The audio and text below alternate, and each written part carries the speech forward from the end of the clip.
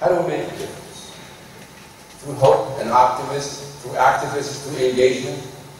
I'm not, by the way, if you think I'm talking about political activism, not at all.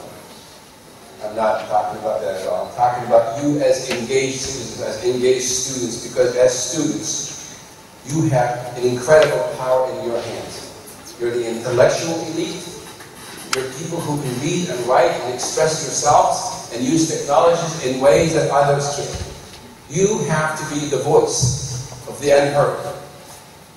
If there is a child that goes hungry every night, if there's a child that goes without shoes, if there's a child that goes to bed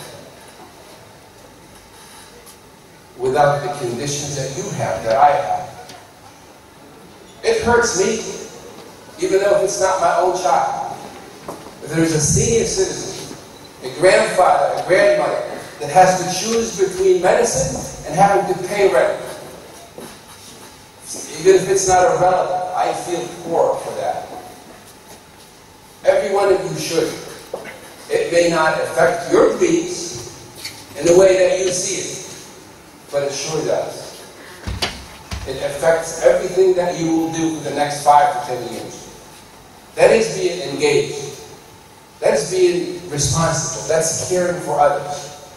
What I need is to teach, and I teach this to my students every semester. Your diploma by itself, your diploma, if you are just here to get that piece of paper, that 8 by 11, so you can put it on a wall. In my view, in my humble opinion, you have not accomplished your dreams.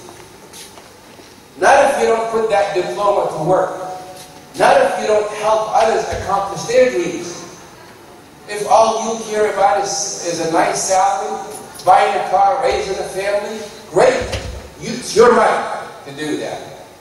But it's your responsibility to contribute to the world that we all are in. Because in the long term, that's not sustainable. What you have is not sustainable. Not if we don't care about one another and create. There should be one united Tunisia. And you are responsible for that. But for God's sake, you have tools within your hands that Martin Luther King did not have in 1963. There was no Twitter, there was no LinkedIn, there was no Facebook, there was no Portal. He had 255,000 people sitting there in front of him because he had a dream. And they weren't there for his dream. Each of them was there for his own dream. Each of them there saw the future of his or her kids. 32% of those who attended that meeting that day were white people, middle-class white Americans. And they all united, not about Martin Luther King's dream, their own dream. Each of you has a dream. And it may be different than the others. But what unites you today is bigger than what divides you. You want to put your stamp on the history. We were the generation that stood up to our school administrators. We were the generation that stood up to our bullied National Assembly deputies. We were the generation who spoke up through every means of communication that we have today. Ladies and gentlemen, if one voice could change a nation in America, one voice can change a room in Tunis. If my voice can put a little thought, a little idea, a little question mark in your head, then your voice should do the same thing with your friends and circle of influence. All of your voices can change a university. All of your voices can change many universities. And from many universities we can change a city. And from many cities we can change many cities and a nation. My point here is that you have all the tools in your head that you need to make your dreams come true. And the other point is that your dreams should not be limited to what you set out day one, when you were 6 years old and went to school. My dream is still unfulfilled. My dream of getting rid of social injustice, the way I saw it when I was writing that document, is still unfulfilled. Only 2 weeks ago, I had come back from visiting the region of Sidi Bouzid and Kasri, delivering school furniture to young children. I have still run into young boys 5 and 6 years old going to school barefoot in the mountains. I have run into mothers that had to decide who of the 5 kids was going to school because she could not afford all 5 of her kids going to school. I have run into a little boy. His school books were into that little sachet of Damon Creek on his back. It brought tears to my eyes. This is not the Tunisia I wanted to come back to. This is not the Tunisia that you should accept. This isn't. Getting 19 survivors to ENIT is not enough. What are you going to do with it? How are you going to help the world? How is the world going to remember you? How's your family going to remember you? How's your neighborhood going to remember you? How are you a role model to those like you in a few years?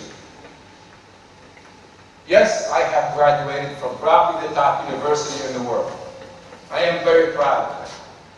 But if I don't do with it what I'm doing today, it is absolutely meaningless.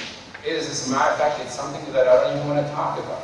It was very difficult. I applied for 5 years at Harvard University, and 4 I was refused. I was turned away. Optimism.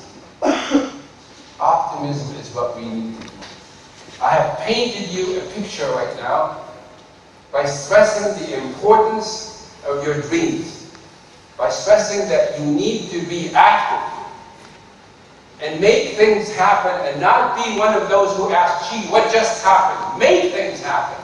You need to make something happen that counts, that's sustainable, that's positive, and has positive impact and implication on the lives of others. Otherwise, it is only you.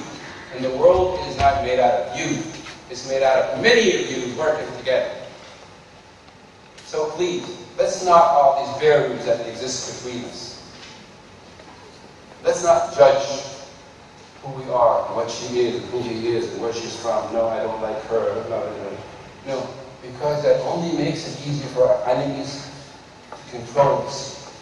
There are people, mechanic people, Machiavellian people, devising plans to control us and tell us what to study, what to eat, what to drink, what kind of a job to get, what kind of a salary to get. To those people we say enough is enough.